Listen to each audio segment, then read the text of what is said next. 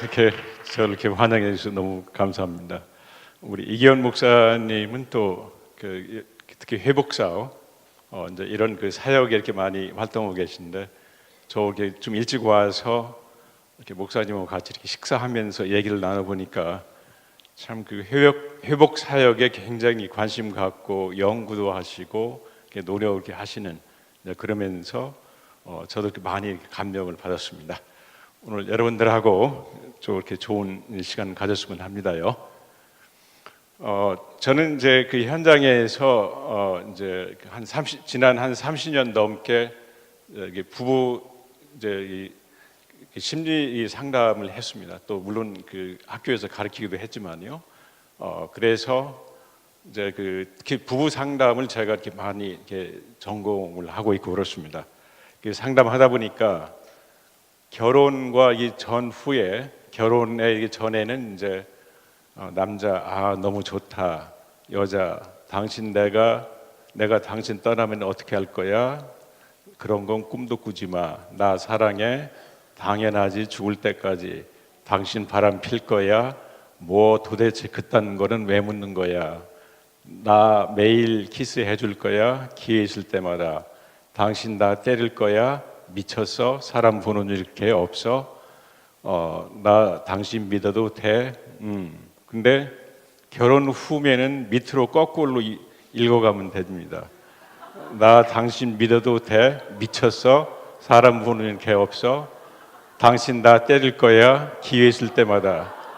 나 매일 키스해 줄 거야? 뭐 도대체 그딴 건 왜 묻는 거야? 당신 바람 필 거야? 당연하지. 죽을 때까지. 나 사랑해. 그런 거 꿈도 꾸지 마. 내가 당신을 떠난다면 어떻게 할 거야? 너무 좋다. 자, 이렇게 읽으면서도 웃으면 좀 씁쓸하죠. 그래서 이렇게 제가 이렇게 부부 상담기 하다 보면은 이렇게 이제 데이트하면서 이렇게 좋았던 시절이 또 막상 결혼 생활하면은 꼭 그렇게 안 이어지는 경우가 많이 있습니다. 그런데 그렇게 되지는 나름대로의 이제 이유가 이렇게 있는 것 같아요. 근데 이제 우리가 이제 오늘은 좀 특수한 이 날이기 때문에 약간은 좀 여러분들이 평소에는 잘 안 들을 수 있는 이제 강의 내용을 같이 얘기해가면서 좀 하도록 하겠습니다. 우리가 이제 전인적인 어떤 기독교라고 하면은 이 내용에는 이제 신학과 신학은 이제 하나님과의 이제 관계와 하나님의 지식 또 이렇게 영성 방금 우리가 이렇게 찬양하면서 하나님과 이렇게 만나고 영적인 체험해주는 이런 부분과 또 여러분이 이렇게 내고 있는 심리 이제 이런 세 가지 요소가 있습니다. 그런데 우리가 일반적으로 신학과 영성을 이렇게 만나는 이런 거가 이게 전통적인 관점입니다. 그러다 보니까 하나님과의 관계를 이렇게 중시하고 또 이렇게 성경을 읽고 성경 안에서 모든 인간에게 해답을 이렇게 추구하고 그리고 이제 대개 이걸 너무 이렇게 강조하다 보면은 성경 외의 다른 지식은 인정하지 않는 태도가 이렇게 많이 있고 그렇습니다. 그러나 이제 이런 입장의 약점이라고 한다면은 인간의 정신병리와 정신 건강 뭐 이런 지식이 부족하기 때문에 이 정신적인 취약자를 이렇게 많이 학대하기도 합니다.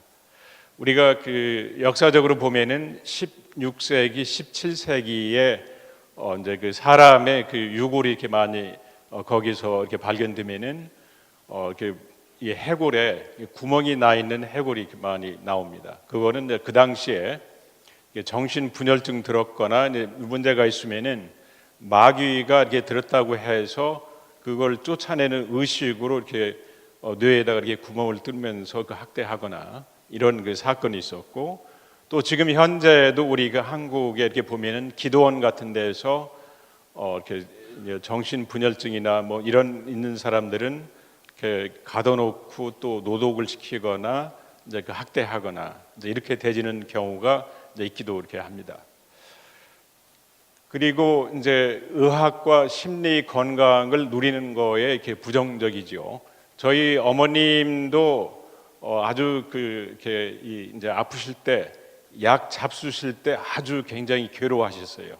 내가 이렇게 하나님을 의지하고 세상 의술을 의지하면 안 되는데, 그래서 어디 아프실 때는 이제 회개하시는 마음으로 약을 드시고 저 어릴 때 이게 신앙 보면은 그런 기억이 있습니다. 이렇게 하다 보니까 이 정신병자들을 이제 기독교 이름으로 이렇게 많이 학대한 이런 케이스도 있고 그렇습니다. 또 이제 우리가 영성과 이렇게 심리학만 이렇게 강조하다 보면은 신과의 체험을 강조하고 마음의 이렇게 평안함을 이렇게 추구할 수 있습니다.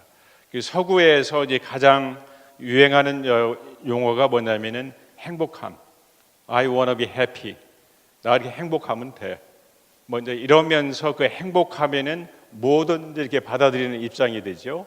그래서 인간의 마음이 이렇게 평안하면은 뭐든지 이렇게 받아들이면서 이제 이쪽에서 얘기하는 뉴 에이지, 인도의 명상, 불교의 섬, 또 마음 챙김 이런 식으로 이렇게 하다 보니까 심리학이나 일반에 있는 이런 원리들을 기독교적인 여과 없이 이렇게 받아들이는 경우가 많이 있습니다. 그래서 기독교권에서도 이렇게 정신분석, 교류분석, 용의 심리학 이걸 이렇게 무비판적으로 받아들이는, 그렇게 하다 보니까 이단으로 빠질 염려가 있습니다. 그런가 하면은 신학과 심리학을 이렇게 굉장히 이렇게 많이 이렇게 강조 이렇게 하다 보면은 신과 인간의 체계적인 지식에 이렇게 관심을 많이 갖고 원리와 원칙을 강조하고 논리에 이렇게 초점을 이렇게 두다 보니까 체험보다는 이론에 초점을 두면서 그러니까 이제 우리 이렇게 목사님이 이게 설교를 듣거나 대주면은 심리학적인 지식, 이렇게 이 성경적인 지식 아주 이렇게 많이 이렇게 컴비네이션하고 또 책도 이렇게 봐서 설교 너무 멋있다 막 이런 기분을 많이 이렇게 들 때가 있습니다. 그러나 이제 하나님과 영적인 체험이나 이걸 덜 강조하기 때문에 설교는 멋있고 참 그래, 그런데 교회 문턱을 나가는 순간 오늘 뭘 들었지? 이러면서 이게 생활에 잘 연결이 안 되지는 이런 측면이 있고 그렇습니다. 그리고 체험이나 이 감정적인 면에서 억제되어 있기 때문에 마음이 허전할 수가 있고 신앙의 생활화가 이렇게 잘 안 되진 이런 측면들이 이렇게 많이 있습니다. 저는 이제 현장에서 이렇게 상담을 하다 보니까 이제 기독교인들이 굉장히 이렇게 많이 오는데 기독교인들 중에서 우울증, 불안증 또 이렇게 그래서 이렇게 말씀 따로 생활 따로 이렇게 있는 이 기독교인들을 현장에서 이렇게 많이 이렇게 보고 있고 그렇습니다. 자, 그래서 우리가 이렇게 신앙과 이렇게 전체적인 이 축, 여기도 지금 카메라가 있는데 카메라가 이렇게 세 가지 발이 있어야 어느 상황에서도 균형을 이루면서 이렇게 서 있을 듯이 신학과 신학의 심리학, 영성의 조화가 굉장히 중요하다 이렇게 얘기할 수 있습니다. 이런 입장은 인간에 대한 전인적인 입장을 취하면서 인간의 생각, 감정, 행동 속에서 하나님의 말씀을 통합시키고 어떻게 하면은 이 하나님의 말씀을 내면화, 우리가 내면화라고 해주는 거는 머리로만 이해하는 게 아니라 내 생활 속에 깊숙이 끌어들일 수 있을까? 이제 여기에 이렇게 관심을 많이 가지고 있고 삶과 현장 속에서 하나님의 말씀을 접목시키는 것을 시도합니다. 그리고 인간의 심리적, 신체적 고통의 의미를 하나님과의 관계 속에서 해석하려는 부단한 노력을 하는 거죠. 예를 들면 여러분들이 우울하다, 불안하다, 만약에 이런 문제가 있으면은 이 속에 나타난 나의 문제는 뭘까? 또 이런 문제를 하나님 안에서 어떻게 내가 조화롭게 해결할 수 있을까? 라고 이렇게 하면서 노력하는 거가 이런 거라고 볼 수가 있습니다. 그리고 이제 이런 입장은 심리적인 상처와 치유에 이렇게 많이 관심을 가지고 있고 그렇습니다. 제가 계속해서 말씀드리겠습니다만은 우리는 많이 상처를 이렇게 받습니다. 그 상처를 가장 우리한테 주는 사람이 아이러니컬하게도 부모님이 우리한테 상처를 많이 주고 부부 상담하다 보면은 아내가 또 남편이 이 가장 가까운 사람들한테 상처를 이렇게 주고받는 이런 거가 있는데, 그러기 때문에 우리는 치유가 필요하고, 그래서 이 정신 건강은 하나님의 말씀대로 생활화할 때 얻어지는 자연스러운 산물이라는 거를 체험적으로 깨닫게 되줍니다. 제가 이렇게 좀 이따 더 말씀드릴게요. 어떻게 해서 참 하나님의 말씀이 단순히 영혼의 이 구원뿐만이 아니라 그게 인간적으로 이어져서 마음의 천국까지 이루어질 수 있을까? 이제 이 점에 대해서도 좀 제가 구체적으로 이렇게 말씀을 드리겠습니다. 그래서 예수님과 매일매일 생활 삶의 현장 속에서 동행하면서 고민도 하고 그러기 때문에 성숙하려고 노력을 합니다. 그리고 결과 성령의 열매를 많이 맺을 수 있다. 그래서 우리는 이 세 가지 요소 어떤 것도 우리가 놓을 수 없다. 우리가 신학도 이렇게 올바르야 되고 또 올바른 그 심리학도 가져야 되고, 그러면서 하나님과 영적인 체험도 갖는 거가 이렇게 중요하다. 이렇게 얘기할 수 있습니다. 그런데 우리는 이제 이렇게 따지고 보면은 이 관계 속에서 태어나서 관계를 맺고 있다가 또 하나님과 이 관계를 향해서 가는 이 관계 속에서 이렇게 산다고 이렇게 볼 수가 있습니다.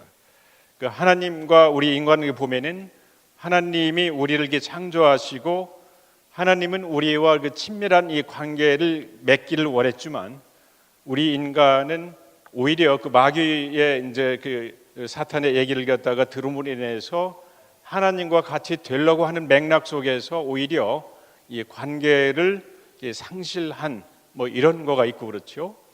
근데 우리가 이게 전통적으로 이제 이 기독교권에서 이렇게 얘기를 하다 보면은 하나님과 나와의 관계는 많이 강조를 합니다. 하나님과는 어떻게 된다. 또 하나님과 이웃과의 관계도 많이 강조하죠. 다른 사람을 도와주라. 근데 여기에서 제일 적은 분야가 나와의 관계입니다. 그래서 우리가 그 크리스찬들이 이렇게 신앙 생활을 갖다 하면서 생활 속으로 이렇게 많이 이어지지 못하는 거가 나와의 관계를 우리가 그리스도 안에서 어떻게 건강하게 가질 수 있을까? 이제 이런 문제가 잘 되지 않기 때문에 그렇습니다. 예를 들어서 우리가 이 성경에서 보면은 나와의 관계를 예수님께서 아주 많이 강조하셨습니다. 예를 들면은 소경을 인도할 수 있을까? 이 소경이라는 것은 신체적인 소경이 아니죠. 마음의 소경이죠. 내가 이렇게 뭔가 이렇게 가려져 있으면은 내가 이렇게 다른 사람을 오해할 수 있다.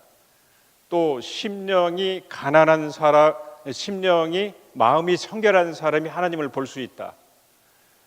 그런 말을 다른 말로 바꾸면은 내 마음이 오염되어 있으면은 오염되진 하나님을 볼 수 있다, 이렇게 되줍니다. 그래서 내 마음을 맑게 하고 내 마음을 알아차리고 나를 내가 알고 깨닫는 거, 그게 또 이게 바로 하나님을 바로 이렇게 알게 되지는 중요한 거다, 이제 이런 얘기죠. 우리가 이렇게 장로교에서 이렇게 많이 인용하는 이 칼빈도 너 자신을 아는 거가 하나님을 아는 거다 해서 그 자기를 깨닫는 거를 이렇게 많이 강조를 갖다 하셨습니다. 자, 그러면은 그 대개 이제 우리가 이렇게 살다 보면은 이 사람들이 이 상처를 많이 이렇게 받습니다. 아마 여러분들도 이 가운데 이렇게 속할 수도 있고 저 자신도 삶을 돌아보면은 상처가 아주 뭐 상처가 이렇게 완벽하지는 그 없게 그렇게 잘하지는 않아요. 저도 이렇게 상처를 받았고 또 이렇게 제가 이렇게 상담을 하다 보면은 많은 사람들이 이렇게 상처를 받습니다. 상처를 이렇게 많이 이렇게 받는 사람들의 이제 개인적인 이 특징을 보면은 많이 우울하고 불안하고 어떤 때는 이 분노감이 이렇게 많이 차져 있고 또 어떤 때는 무력감도 느끼고 대개 이런 사람들일수록 자존감이 낮습니다. 특히 이게 부모님한테 이게 상처를 이렇게 받으면은 자기가 보는 이 자존감이 많이 이렇게 떨어지는 거죠. 근데 우리가 이 자존감이라고 얘기할 때 무엇을 자존감이라고 하느냐, 이제 이런 얘기인데, 뭐 우리가 이렇게 보통 그 얘기하다 보면은 저 사람 자존감이 너무 세서 나오면 안 들어, 이런 얘기 하잖아요. 그 얘기는 저 사람 고집이 세서 나오면 안 된다, 이렇게 자존감을 오해하는 수가 있습니다. 이 진정한 자아 존중감이라는 거는 내가 나를 향해서 나는 가치 있는 인간이야, 그러기 때문에 나는 괜찮아, 이렇게 그 생각할 수 있는 사람이 자존감이 건강하게 높은 사람입니다. 근데 다른 사람이 네가 뭔데 감히 나한테 이때 얘기를 해, 이런 사람은 오히려 우월감이 있으면서, 우월감은 다르게 말하면 자존감이 낮은 사람들이 이 반대편으로 너무 이렇게 과시하는 거가 우월감이다. 근데 이렇게 상처를 이렇게 받은 사람들은 자존감이 낮거나 또 때로는 우월감도 이렇게 빠지게 많더라. 그리고 또 이런 사람들은 죄책감이 있기 때문에 우울증에 많이 걸리고 이 각종 중독에 이렇게 빠집니다. 우리가 이렇게 이 중독이라는 거에 이게 중독하면은 많은 경우에 우리가 술 중독, 도박 중독, 뭐 이제 쇼핑 중독, 뭐 이제 요즘에는 이게 성 중독. 이제 저가 이제 이번 학기 동안에 이렇게 대학원에서 이렇게 중독에 대해서 이렇게 강의를 한 적이 있고 그렇습니다. 그리고 저희 센터에서는 이 도박 중독에 있는 분들을 이렇게 도박 센터에서 이게 의뢰를 받아서 현장에서 도박 중독, 알코올 중독, 또 성 중독 이런 분들을 제가 이렇게 많이 치유도 하고 상담도 많이 하고 또 이분들을 많이 이렇게 도와준 경험이 아주 많이 있습니다. 근데 이번 분들의 이렇게 특징을 보면은 어린 시절에 상처를 받고 그 결과로 자기에 대해서 굉장히 부정적인 이 감정이 있다 보니까 뭐를 통해서 이거를 벗어나려고 하다 보니까 이게 중독하면은 행위 중독하고 물질 이 두 가지가 있는데 거기에 이렇게 매이는 경우가 많이 있습니다. 대개 이런 사람들의 이 가정을 보면은 가정 폭력, 또 가정에서 방치당하거나 또 아니면은 또 어린 시절에 이게 다른 부모한테 키워지거나 또 부모가 별거하거나 이혼하거나 또 경제적인 어려움을 겪는 수가 많고 이런 그 상처를 받은 사람들은 다른 사람을 이렇게 만나기를 많이 기피합니다.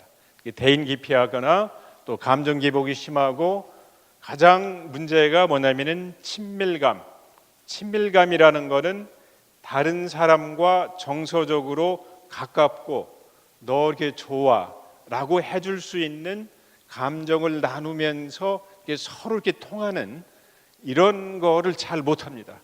그러다 보니까 서로 이 공감도 안 되고 그러면서 이렇게 다른 쪽으로 많이 빠지고 직장에서도 이제 성적이 저하고 스트레스를 많이 받게 되지는 이런 현상이 이렇게 많이 생깁니다. 자, 오늘 본문에서 읽은 내용을 갖다 보면은 아주 성경에서 아주 중요한 얘기를 갖다 하고 있습니다. 너희를 돌아보아 하나님의 은혜에 이르지 못하지 않도록 하라라고 하면서 또 이렇게 얘기해 보면은 쓴 뿌리가 나서 이 쓴 뿌리라는 게 도대체 뭘까? 그래서 이 쓴 뿌리라는 거는 아주 깊은 데서 이 뿌리하면은 깊은 데서 오랫동안 있으면서 올라와 주는 이런 거 아니겠어요? 그러면은 우리가 어린 시절부터 내 마음 속에 자리 잡고 있는 이러한 그 성격적인 결함 또 아니면 어떤 생각 우리가 이제 이런 쓴뿌리를 심리학적으로 얘기하면은 성격 장애 아니면은 또 우리가 이제 좀 이따 말씀드릴 수 있는 이 세상을 바라보는 가치관 관점 이게 잘못돼서 나한테 영향도 줄 뿐만 아니라 다른 사람에게 영향을 주지 않도록 하라라는 이런 하나님의 말씀과 연관성이 있게 되집니다. 자, 그다음에 우리가 그 성경에서 이 얘기를 참 많이 듣습니다. 이 성경에서 우리의 그 심령을 네 가지 밭에 비유해서 얘기하죠. 그래서 이 얘기를 저는 그 심리학자이기 때문에 우리 심리적인 거하고 조금 더 와닿게 한번 해석을 해봤습니다. 길바닥에 떨어진 씨라고 한다는 것은 떨어진 하나님의 말씀과 이 발화가 안 돼요. 접촉이 안 돼. 통통 튀겨내고 새가 이렇게 주워 먹는. 그러면 이게 어떤 사람일까? 하나님의 가치관과 반대로 이렇게 사는 사람들, 그런 사람들을 우리가 다르게 하면은 반사회적 성격 소유자입니다. 쉽게 말하면은 우리는 남을 내 몸같이 사랑하라, 이게 예수님의 말씀이라고 한다면은 반사회적 성격 소유자는 다른 사람을 이용해서 네 욕구를 채우라. 네가 이렇게 필요하면은 도둑질도 하고 성폭력도 하고 남도 이렇게 등쳐먹으라. 이게 이제 반사회적 성격 소유자입니다. 가장 힘든 거가 소위 말해서 사이코패스죠. 이렇게 성폭력하고 사람을 이렇게 죽이는 이런 사람을 우리가 이 성경에서 말하면 길바닥에 떨어진 사람. 그러면은 이 돌짝밭에 이렇게 떨어진 사람은 뭘까? 뭔가 하나님 말씀이 이렇게 접촉을 하려고 하는데 그 깊이가 없다. 깊이가 왜 없을까? 이 돌이 상징하는 게 뭘까? 돌은 외부에서 굴러온 상처를 이렇게 상징합니다. 그래서 우리 마음이 이렇게 그 돌에 이렇게 외부에서 받은 이 상처를 받고, 그러니까 가정폭력, 어린 시절 학대나 이런 거 받으면은 하나님 말씀 이렇게 접촉하다가도 깊이 가는데 잘 안 된다, 이런 얘기예요. 자, 그러면은 가시밭에 떨어진 이거는 뭘까? 이 가시는 하나님의 말씀하고 잡초가 동시에 같이 이 밭인 우리 마음속에 존재합니다. 그 상태가 뭘까? 라고 하면은 우리의 우울증, 불안 같은 우리의 그 심리적인 현상입니다. 자, 예를 들어 가지고 우리가 이렇게 불안한 사람들의 심리는 다른 사람이 나를 어떻게 생각할 건가 많이 생각하고 눈치를 많이 보는 사람입니다. 그런데 성경에서는 다른 사람이 생각하는 거 그렇게 보지 말어. 하나님이 너를 어떻게 생각하면 그게 괜찮어. 하나님한테 인정받으면 돼. 이게 하나님의 말씀에 섰다가 아니야, 다른 사람한테 인정받아야 돼. 내 마음에서 갈등을 이루고 있는 이게 바로 소리 말해서 가시밭인 거죠. 자, 그러면은 옥토에 떨어진 씨는 뭔가? 라고 하면은 이런 상처도 치유받고 내 마음이 하나님의 말씀이 이렇게 발아들면은 그 상태에서 자연스럽게 마음의 평안 이루고 그 성령의 9가지 열매를 맺는다. 저는 이렇게 정리를 했습니다. 근데 이제 이런 설교를 들으면서 항상 여러분에게 요구하는 게 뭐냐면은 당신들 마음에 돌을 빼고 가시를 뽑으시오 라고 하는데, 제가 이렇게 보니까 현장에서 보니까 우리 스스로 가시나 돌이 안 뽑아줍니다.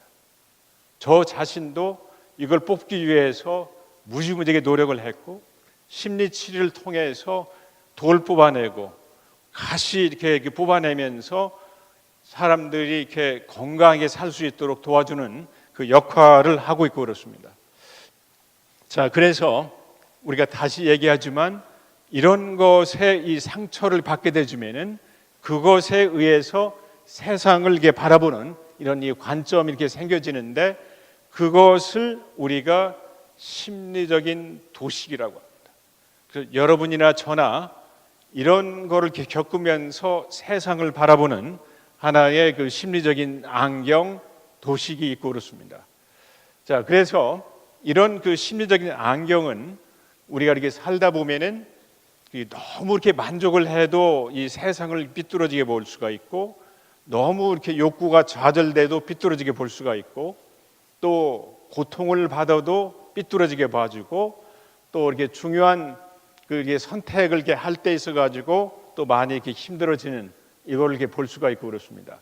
자, 우리가 그런데 여러분이나 저나 특히 이 상처를 받은 사람들이 가지고 있는 이 세상을 이렇게 보는 그 심리적인 안경을 우리가 검사를 해보니까 한 18가지 정도로 이렇게 나온다라고 이제 해서 심리적인 면에서 나왔습니다. 지금 시간이 많지 않기 때문에 우리가 많이 있는 거 이렇게 몇 가지만 이렇게 보면서 우리가 한번 이렇게 같이 이렇게 나가보도록 하겠습니다. 근데 제가 이렇게 보면은 그 심리적인 이런 거에서 정서적인 결핍에 어린 시절에 문제가 있는 사람들이 있습니다. 근데 이런 사람들은 양육 과정에서 애정이나 정서적인 지지를 이렇게 충분히 받지 못하고 이렇게 성장을 하거나, 또 이렇게 어릴 때 공감, 엄마 나 이렇게 힘들어 그러면은 그렇구나 라고 이렇게 공감을 해주면서 우리를 수용해 주는 게 아니라, 네가 뭐가 힘들어? 뭐 예를 들어서 어린아이가 뭐 엄마 나 이렇게 허리 아파, 어린애가 무슨 허리가 있어, 뭐 이러면서 공감받지 못하고 이렇게 수용받지 못할 때 이제 이렇거나, 또 이렇게 이런 사람들은 부모한테 받지 못한 이런 거를 배우자나 주위에서 이렇게 받으려고 이렇게 많이 이렇게 노력을 하게 되줍니다. 그래서 이런 사람들은 스킨십을 자꾸 이렇게 소중히 하고 이제 그렇게 되지는데, 이런 사람들은 대개 이제 자기도 모르게 이렇게 아내나 이렇게 남편에서 어머니한테서 받지 못한 그 사랑을 이렇게 추구하거나, 이제 그렇게 이렇게 하다 보니까 당신 나의 그 어머니처럼 행동해줘, 나의 아빠처럼 이렇게 따뜻하게 해줘 라고 하면서 이 상대방에게 매달리거나, 그게 안 되지면은 상대방이 또 이렇게 화내는, 그래서 아까 그 처음에 읽었듯이 이제 결혼 데이트할 때는 이렇게 해줄 줄 알았는데 결혼해 놓고 보니까 네가 이렇게 안 해줘라고 이렇게 싸우는 수가 많이 있고 그렇습니다.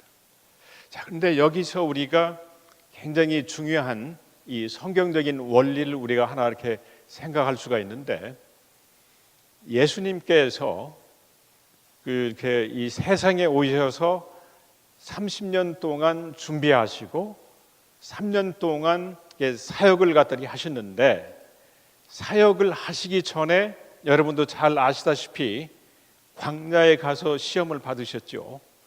그 시험 첫 번째 받은 거가 무슨 시험이었어요? 뭐 잘 아시죠? 이렇게 이제 우리가 배고프니까 마귀가 와서 돌을 떡으로 만들어 먹어라. 그거 뭐 우리가 뭐 흔한 돌, 그걸 이렇게 떡으로 만들었다 해서 뭐 돌이 많이 없어지는 것도 아니고 뭐 괜찮은데, 예수님의 거기에 대한 해답은 뭐였어요? 아니다.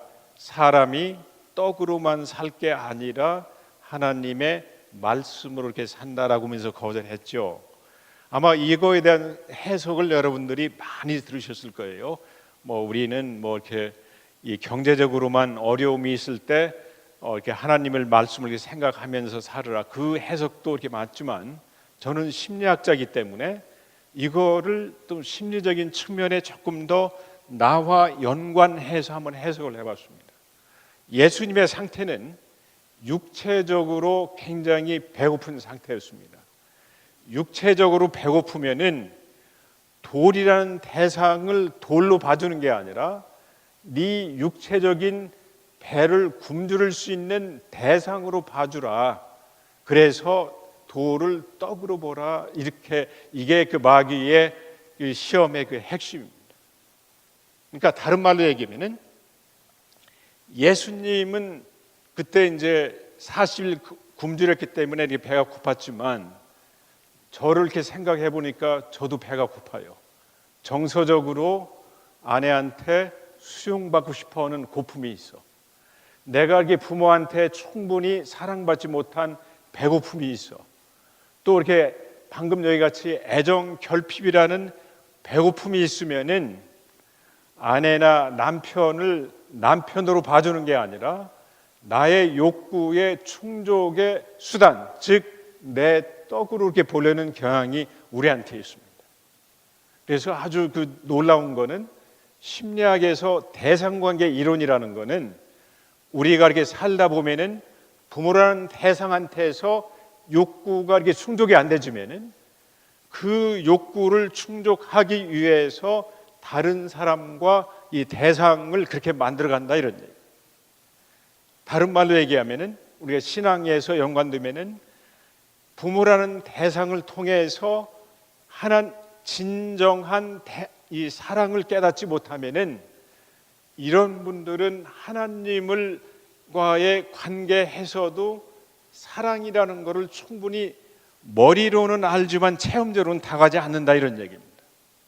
그래서 제가 이렇게 상담하다 이렇게 보면은, 제가 이렇게 이 미국에서 이 상담한 여자 아직도 이렇게 생각이 나는데, 아버지가 알코올릭이었습니다.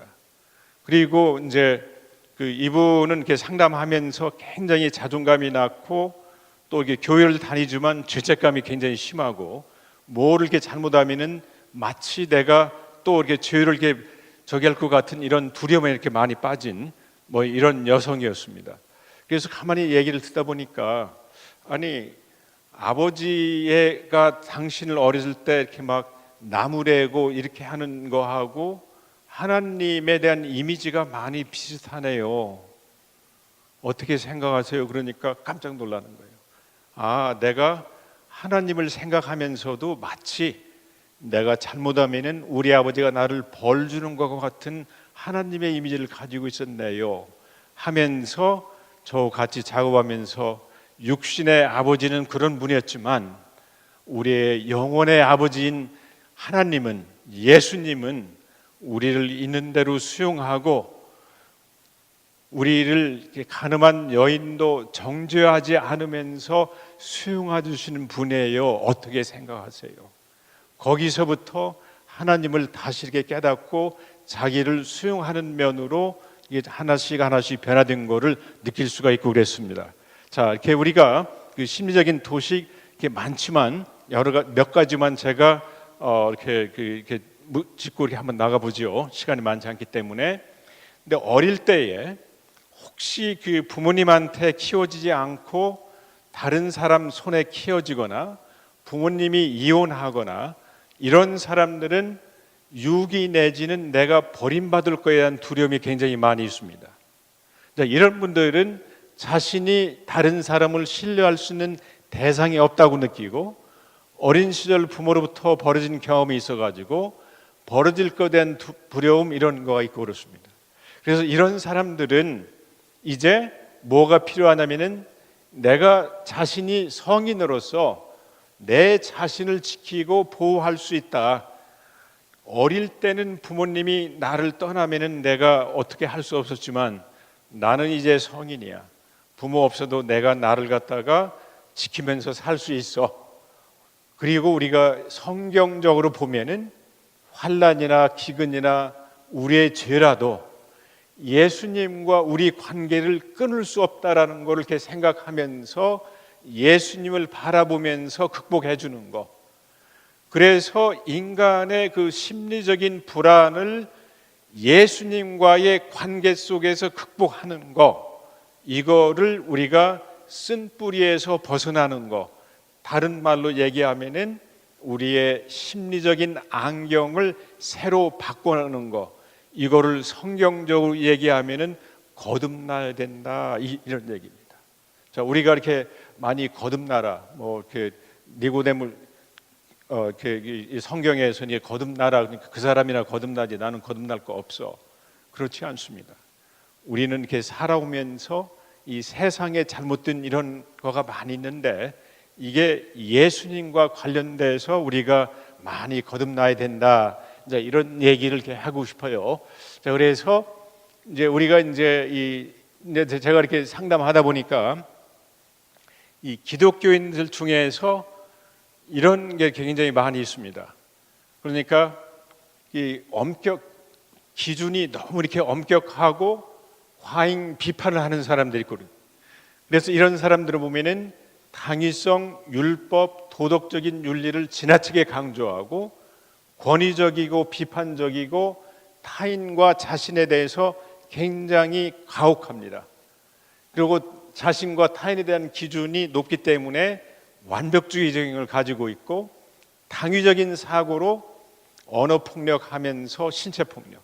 이게 사실 우리가 이렇게 폭력의 그 내용을 보면은, 너 당연히 나하고 약속했으면 지금 왔어야 될 거 아니야, 왜 이따위도 못해 하고 비난하고 정죄하는 거가 이 언어폭력. 너 이것만이 못해, 정말 맞을래?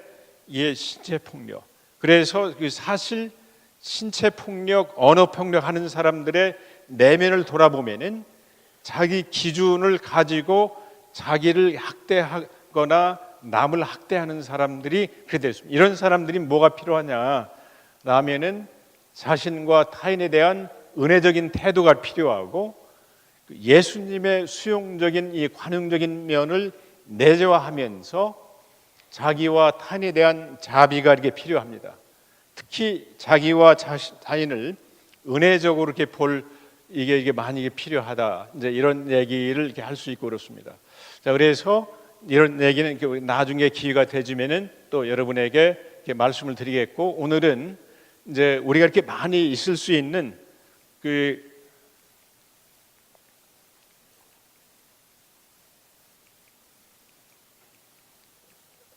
불안하고 우울에 대해서 우리가 좀 얘기를 갖다 하면서 얘기를 이렇게 정리하도록 하겠습니다. 우리가 이제 이 우울한 사람들을 내면을 살펴보면은 우리 속에는 항상 이상적인 자아가 있고 현실적인 자아가 있습니다. 여러분들이 이상적인 자아라고 한다면은 여러분들이 지금 이 시점에서 나는 좀 더 큰 아파트에서 아니면 좀 더 좋은 직장에 아니면은 나는 또 더 좋은 자기 나름대로 이렇게 바라는 게 있죠. 근데 현실적인 자아 보면은 어떤 때는 이제 돈도 많이 없을 수도 있고 또 내가 이렇게 불만일 수도 있고 이제 이렇게 해서 이상적인 자아하고 현실적인 자아하고 이 괴리가 많을수록 우울하거나 이게 불안합니다. 근데 제가 이제 현장에서 이런 사람들을 더 구체적으로 들여보니까 이상적인 자아하고 현실적인 자아는 항상 떨어져 있기 마련이에요. 자, 여러분들이 한번 생각해 보세요. 처음에 아파트 살 때 나 한 뭐 14평 괜찮아. 근데 거기 들어가 좀 있다 보면은 아니야, 이거 너무 좁아. 25평 갈래. 좀 있으면 아니야, 나 30평 갈래. 그렇게 인간은 어디에 도달하면은 자꾸 어디를 더 향해서 가게 돼서 이상적인 자아는 현실과 많이 이렇게 떨어지게 되어 있습니다. 문제는 떨어진 상태에서 우울한 사람과 불안한 사람의 특징은 뭐냐면은 우울 불안한 사람들은 이상적인 자아를 가지고 자기를 공격합니다. 예를 들어서 제가 이제 여학교에 있기 때문에 이제 그 여학생들께 상담하다 보면은 남자친구하고 헤어졌다. 그래서 내가 이렇게 바라는 거는 남자친구하고 관계가 잘 나가는 건데 헤어졌기 때문에 그 상태에서 너는 살만한 가치가 없어. 너는 형편없어. 그거가 자기에 대한 언어 폭력입니다. 너 그러기 때문에 너는 진짜 쓰레기 같은 인간이야 하면서 자기를 신체 폭력하면은 자살인 거죠. 그게 그래서 우울은 자기가 자기를 공격하는 거다. 이렇게. 자, 여러분들이 우울할 때 여러분을 한번 이렇게 살펴보세요. 보면은 과거에 이 관련돼서 나는 그때 이렇게 했어야 되는데 그게 안 됐어 하고 우울한 사람들의 이 사고의 특징을 보면은 항상 과거에 이렇게 매여 있습니다. 그런가 하면은 불안한 사람들은 남이 나를 어떻게 생각할 거에 대해서 많이 관심을 가지고 남이 나를 부정적으로 생각한다고 생각하면서 거기에 불안에 빠집니다. 예를 들어 가지고 제가 이렇게 치료하는 사람들 보면은 전철을 이렇게 잘 못합니다. 전철을 타면은 다른 사람이 나를 갖다가 이렇게 쳐다보고 눈을 마주치면은 내가 형편없는 사람인 걸 알 거다. 근데 여러분 이제 전철 많이 타셔서 사람들 오가는 거 봤지만 그 사람들 보고 저 사람이 형편없고 못하는 걸 아세요, 모르세요? 모르죠. 그러면은 다른 사람이 나를 이상하게 볼 거다고 하는 거는 자기 생각이에요, 다른 사람 생각이에요? 자기 생각이죠. 그래서 불안의 핵심은 다른 사람의 생각을 빌어서 자기를 부정적으로 보고 비난해 주는 거, 이게 말하자면은 불안입니다. 자, 이거를 심리적으로 얘기하면은 이상적인 자아와 현실적인 자아로 얘기했지만 성경적인 얘기로 바꾸면은 이상적인 자아는 뭐에 해당돼요? 율법에 해당됩니다. 우리는 이렇게 살아라. 그리고 현실적인 자아는 죄인에 해당되지요. 그런데 우리가 성경에서 율법의 힘은 뭐라고 그랬어요? 우리를 정죄하고 심판하지만, 그렇게 되면 우리가 그 자리가 뭐예요? 바로 지옥이죠. 그러나 성경은 그게 아니라 우리가 율법 아래 있는 게 아니고 어디에 있어요? 은혜 아래 있죠. 자, 그러면은 은혜 아래 있다라는 게 도대체 뭘까? 우리가 구체적으로 들어보면은 내가 율법이나 원하는 거에 도달하지 못했을지라도 은혜 아래 있다고 생각하는 건 뭐냐면은, 그래, 다음에 잘하면 돼 하고 또 이렇게 돌아서서 예수님이 우리를 수용해 주는 것처럼 내가 나를 수용해 주면서 또 일어서는 거가 은혜 아래 있는 삶입니다. 자, 그래서 제가 여러분하고 오늘 이렇게 시간이 많이 가고 저기 했지만 꼭 제가 이렇게 전달해 드리고 싶은 얘기가 이게 뭐냐면은, 우리가 이렇게 교회 나와서 여러분들이 시간도 이렇게 많이 이렇게 드리고 또 헌금도 드리고 이렇게 했었으면은 예수님 믿는 기쁨을 좀 여러분이 누리셔야 돼요. 쉽게 말해서 예수님이 요한복음 14장에서 얘기하듯이 내가 너희들한테 주느니 평안을 주노라. 그 평안을 내 속에다가 현실화를 시켜야 되는데 왜 그 평안을 현실화를 못 시키는가? 라고 이렇게 보면은, 우리가 이렇게 내면을 들여다보면은 내면 속에서 우리가 율법 아래 살기 때문에 그래요. 그러면 내면 속에서 내가 은혜를 내면화해서 이렇게 산다는 게 뭐냐라고 이렇게 얘기를 갖다 이렇게 하게 되시면은, 우리는 그 이상적인 자아로 나를 갖다가 비난하고 이런 게 아니라 나를 이렇게 수용해주고 격려해주는 거, 이게 이제 예수님의 은혜라. 자, 우리가 이게 잘 얘기가 안 될 수 있는데 구체적으로 하면 이렇습니다. 자, 우리가 이렇게 또 다음 며칠이면 주일날 되죠. 주일날 돼서 여러분들이 예배 시간에 참여하는 시간이 있죠. 그럼 참여하는 시간에 회개하는 기도를 드리죠. 예수님 지난주간에 예수님 때로 이것도 잘못하고 이렇게 했습니다 라고 하면은 여러분은 어떤 믿음 가지고 있어요? 예수님이 우리를 용서해 주실 거는 믿음을 잊죠. 근데 예수님 입장에서는 어떨까요? 아, 이 친구 또 다음 주에 와서 똑같은 기도 드릴 텐데 뻔뻔스럽게 또 이렇게 하고 있네. 그런 입장이실 것 같아요? 어떠실 것 같아요? 아니죠. 예수님은 그래, 나는 혹시 너가 다음 주에 와서 똑같은 기도 드리면서 또 이렇게 될 수도 있어. 그러나 나는 너를 또 믿고 수용하니까 그 마음 가지고 또 열심히 살아봐. 또 다음 주에 와서 또 기도하며 저기 잘못하면은 그래, 나는 믿어. 또 그것 때문에 너 이렇게 잘 돼. 그래서 예수님의 믿음에 의해서 우리가 구원된다는 거가 바로 거기에 있습니다. 아주 이게 중요합니다. 제가 이렇게 알코올릭 이렇게 남편에 있는 그 아내하고 이렇게 상담을 하다 보면은, 알코올릭 남편이 이제 그 동안에 이렇게 많이 신용을 잃었기 때문에 뭐 나 술 끊었어 하고 뭐 각서도 쓰고 별짓 다 해도 또 재발한단 말이죠. 그러니까 그 남편이 여보다 이렇게 술 뭐 일찍 끊었어. 그러면 아내가 어떤 심정으로 바라볼 것 같아요? 어디 두고 보자, 얼마나 가나 보자. 당신 못 끊어. 근데 여기서 굉장히 중요한 믿음의 원리가 이렇게 발견되더라고요.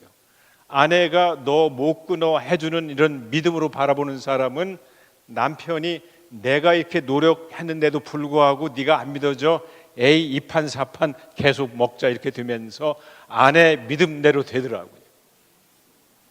아주 그 믿음의 그 원리가 거기 있어요.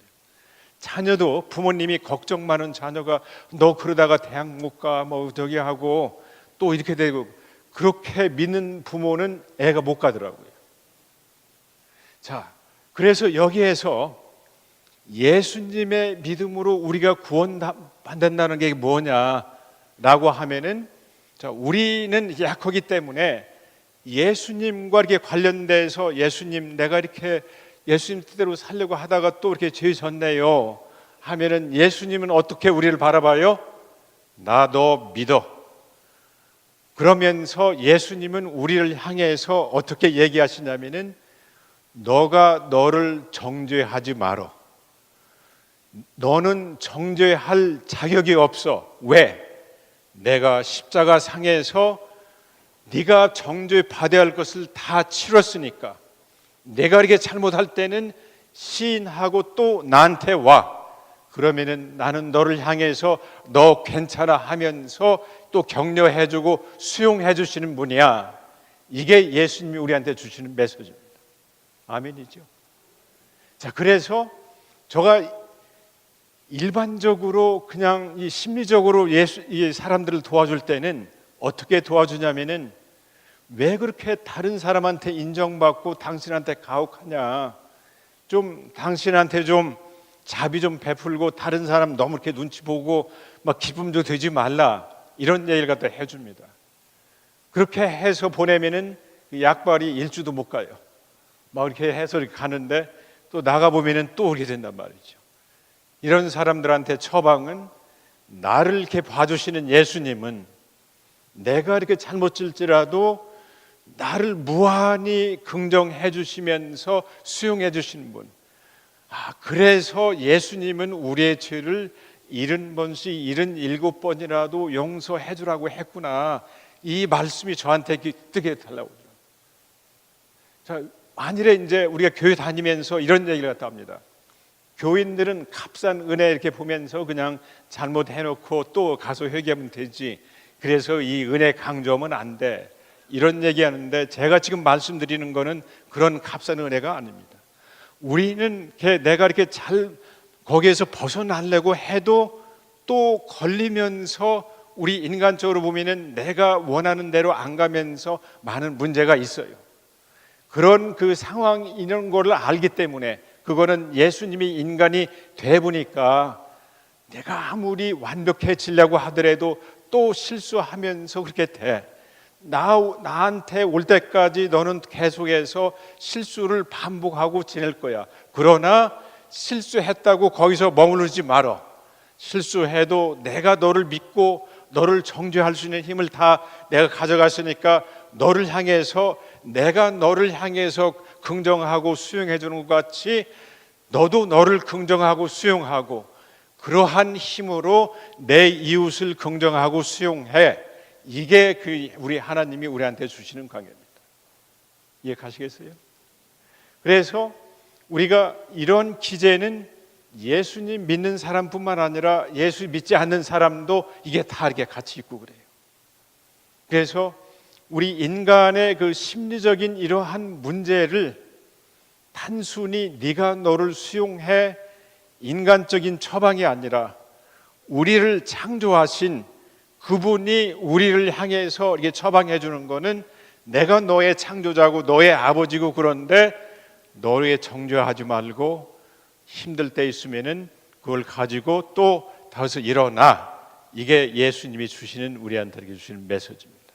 그래서 여러분들이 이거를 머리로만 가지 말고 내재화할 때 여러분 마음속에서부터 나 괜찮구나 라고 해주는 이게 일어날 줄로 믿습니다. 그런데 우리가 그거를 같이 간단하게 한번 체험하는 시간을 한번 가져볼게요. 우리 그 피아노 이렇게 치시는 선생님 저기에서 좋으신 하나님 우리 그 복음성가 한번 쳐줄 수 있나요? 거기 간단하게 우리 한번 쳐주세요. 좋으신 하나님. 근데 자 우리가 이 교회 와서 아까 그 찬양 드리고 예배 드리고 그러는데 그러면서 하나님은 못 만나고 가는 수가 있습니다. 자, 이 시간에 여러분들이 마음에 준비를 해서 나를 이렇게 긍정으로 받아주시면서 나를 수용해 주시는 그 예수님을 한번 이렇게 만나보시기 바랍니다. 자, 그래서 이게 좋다. 여러분의 그 부모를 통해서 본 좋음은 여러분이 잘못할 때 질타하고 정죄하고 나무라는 부모였지만 여러분의 진정한 영적인 부모는 여러분이 잘못할 때 그 옆에 계시면서 안타까워하시면서 또 일어나라 수용해 주시는 그 예수님이 여러분의 참 좋으신 하나님입니다. 자, 그분이 여러분을 향해서 지금 이 자리에 찾아오신 걸 믿고 좋으신 하나님 같이 한번 불러보겠어요. 시작. 좋으신 하나님, 좋으신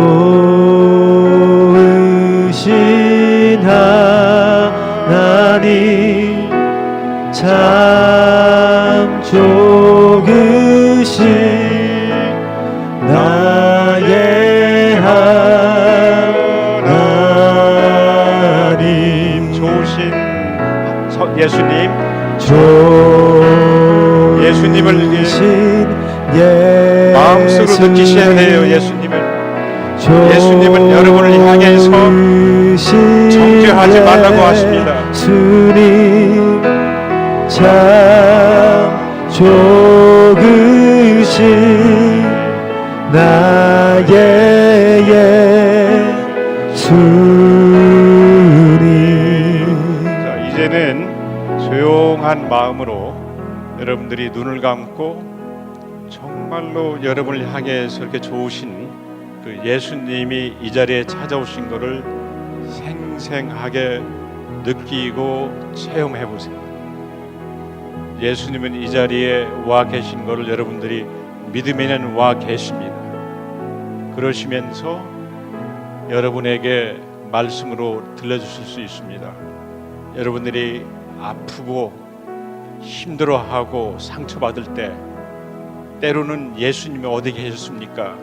라고 원망하실 수 있지만 예수님은 이 자리에 계시면서 나 거기 있었어. 너가 아플 때 나도 아팠어. 그 아픈 마음을 네가 알아줬으면 해. 그러나 나는 너와 이렇게 동행하면서 너가 여기에서 일어날 걸 믿어. 이렇게 하시면서 그 해주시는 예수님을 이렇게 여러분이 연상하시면서 마음속에 믿으시면서 잠깐 그 예수님한테 속삭이는 기도를 한번 해보시기 바랍니다.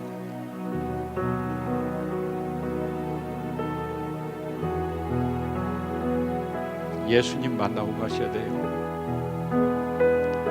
아무리 봐도 예수님 못 만나시면 안 돼요. 이 시간 예수님 만나고 가세요. 위로해 주시고 격려해 주시고 우리를 믿어주시는 그 예수님을 만나셔야 되는 것입니다. 좋으신 성령님 같이 한번 불러 끝나겠어요. 시작. 좋으신 성령님, 좋으신 성령님,